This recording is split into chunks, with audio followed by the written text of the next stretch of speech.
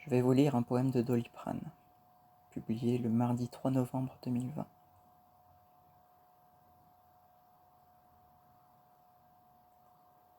Contrairement à ce qu'on croit généralement, c'est lorsqu'on dort qu'on vieillit. On s'en rend compte facilement, au matin, dans le miroir. On remarque ses rides plus marquées, ses cheveux blanchis ou clairsemés, qui n'était pas le cas la veille. Je décidai donc de ne plus dormir. Cela me prit il y a quelques années, par hasard. Pour une raison quelconque, j'avais très peu dormi pendant plusieurs jours, et une fois une semaine passée, j'avais plongé dans un long sommeil qui ne m'avait apporté aucun repos. J'avais fait un rêve où je me réveillais sans cesse pour m'apercevoir que je rêvais encore. Alors me réveillais à nouveau, mais dans un rêve, je me réveillais à nouveau, etc. Lorsque j'ouvris vraiment les yeux, j'étais plus fatigué que je ne l'avais jamais été, et mon corps était si loin de ma pensée que je devais faire un effort insupportable pour l'y maintenir toute la journée, comme une montgolfière attachée à des piquets. Ce qui m'avait fatigué, m'étais-je dit, ce n'était donc pas le sommeil, mais ces réveils perpétuels, emboîtés les uns dans les autres, comme les paroles qu'on cherche dans les silences de la conversation.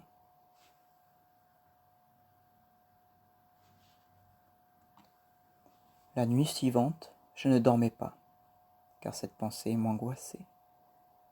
C'est alors que je remarquai que, même après une nuit calme, quelque chose de mes traits semblait s'être dilué dans le miroir.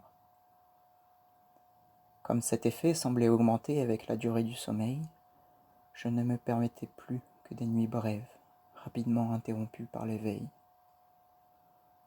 Je fis cela pendant 10, 15 ans? Tous autour de moi vieillissaient, et moi à peine.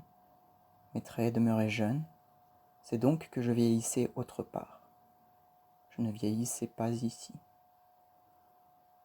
Je me rappelais de ce fait simple qui m'avait toujours interloqué. Tous les cœurs de mammifères, quelles que soient les espèces, sont programmés pour produire un nombre de battements équivalent. Si certaines espèces vivent plus longtemps, les éléphants, que d'autres, les chats, c'est parce que le cœur des chats bat plus vite que celui des éléphants. Il épuise ses battements plus rapidement. Mais si leur cœur bat plus vite, alors le sang est apporté plus rapidement à leur cerveau, qui est donc en mesure d'effectuer des opérations de traitement d'informations avec plus de rapidité. Ces vies ont une durée égale, parce qu'une seconde chez l'un ne vaut pas une seconde chez l'autre. Relativité du temps subjectif.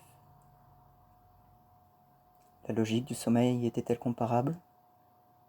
Est-ce que, parce que je ne vieillissais pas, je mourrais au contraire plus jeune? Un jour, je fis semblant de comprendre. Lorsqu'on dort, le corps est en repos, c'est vrai, et lorsqu'il se réveille, le temps laissé en suspens se précipite sur lui, et c'est ce choc qui le vieillit.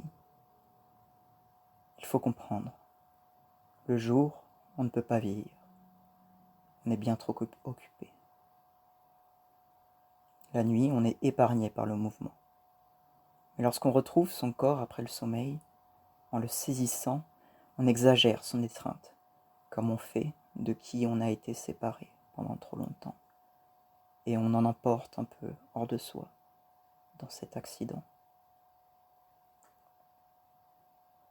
Si on ne dort pas du tout, on doit finir par mourir sans s'en rendre compte, parce qu'on ne se délite pas progressivement.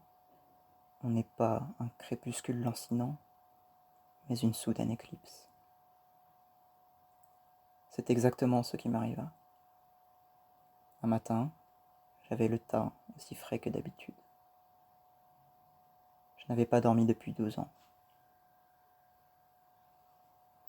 Le temps libéré de mes nuits m'avait permis d'apprendre les langues, le dessin, la musique.